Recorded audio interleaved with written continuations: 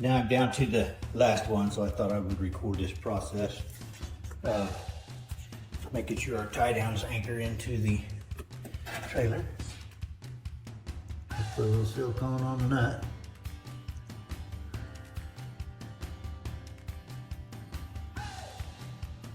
Yep. And push the nuts underneath. There we go. Washboard in the hole. There we go. Bring it up. There we go. Okay. Had to clean the silicone out of the hole. Yeah, there you go.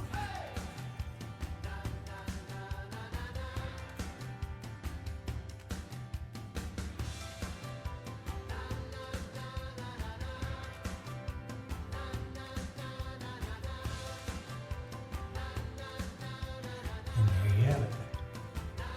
All 4 nuts are glued in. Do the other one on, and we're able to bolt it in solid.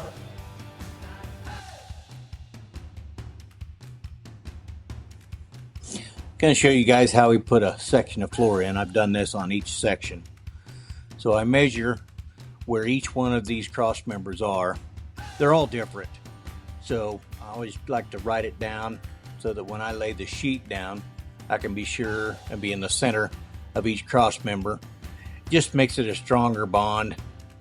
You don't have to worry about missing it when you're trying to run a screw in. So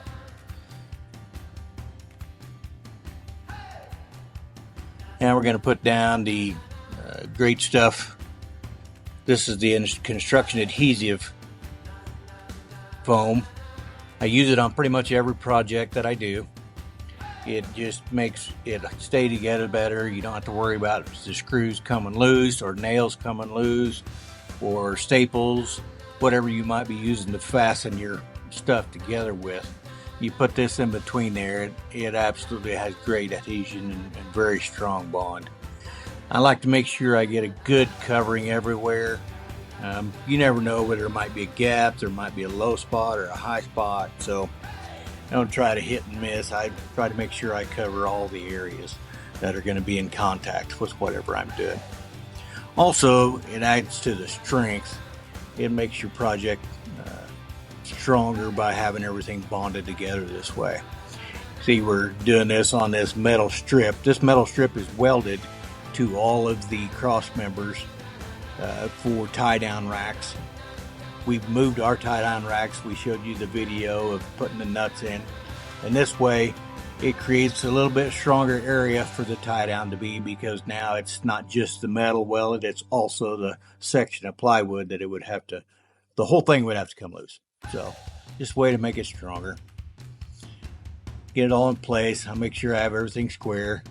I pre-drill my holes, and the reason I do that is because sometimes with these self-tapping screws, it'll almost drill through or it'll break off, and then you have to go to a whole new hole. So I pre-drill all of them. That way I don't have to worry when I put the screw in, I know it's going down.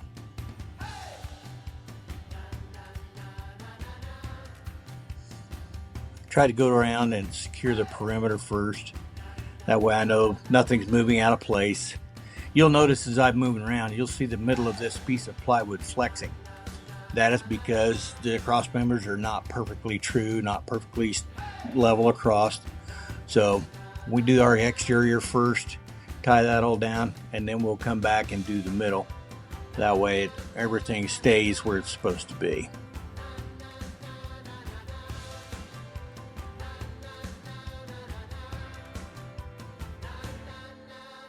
You may say to yourself, man, that's a lot of screws. But you're talking about a 4 foot by 8 foot sheet of plywood. And you're going to be driving a Jeep in and out on this thing. And you don't want it to come loose. You don't want it to work loose. So, and all these screws pull the underneath, all the cross members of metal to the plywood. Just like I said earlier, it makes it so much more stable and structurally sound. Don't worry about rattles going down the road, or when you're walking around in there, you don't hear anything clicking or coming loose. So it's better quality when you have it all screwed down.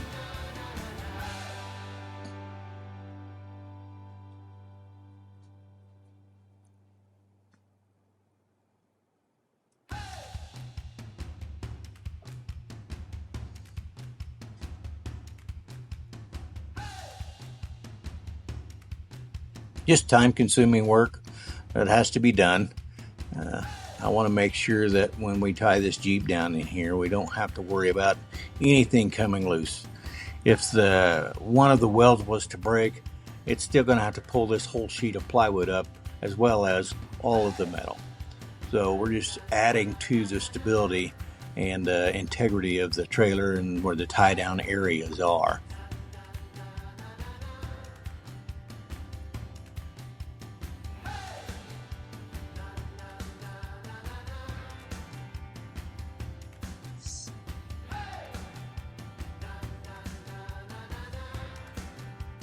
Now you can see, take our measurements, we transfer them onto our plywood now.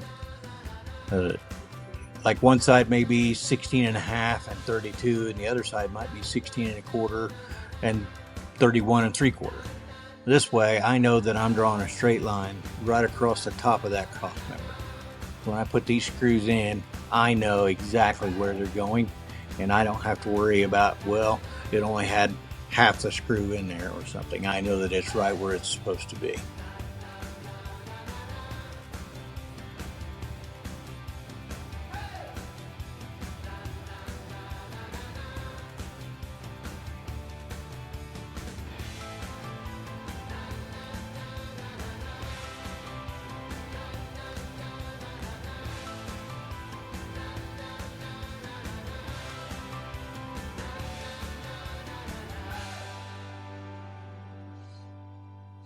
And as I put these last screws in, you're going to notice, you'll see it pull it down. You'll see the plywood no longer flexes as I'm moving around on it. It's stable and in place. Once this adhesive sets up, you could actually take the screws out and it wouldn't move at all.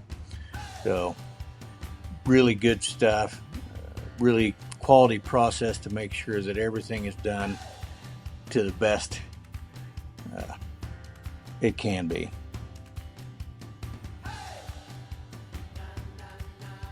There are short cross members between the exterior frame rail and the exterior of the trailer. I like to put a couple screws in there as well. Hope you enjoyed this video. Hit the like, hit the subscribe, hit the bell. We'll keep you up to date as we keep moving along.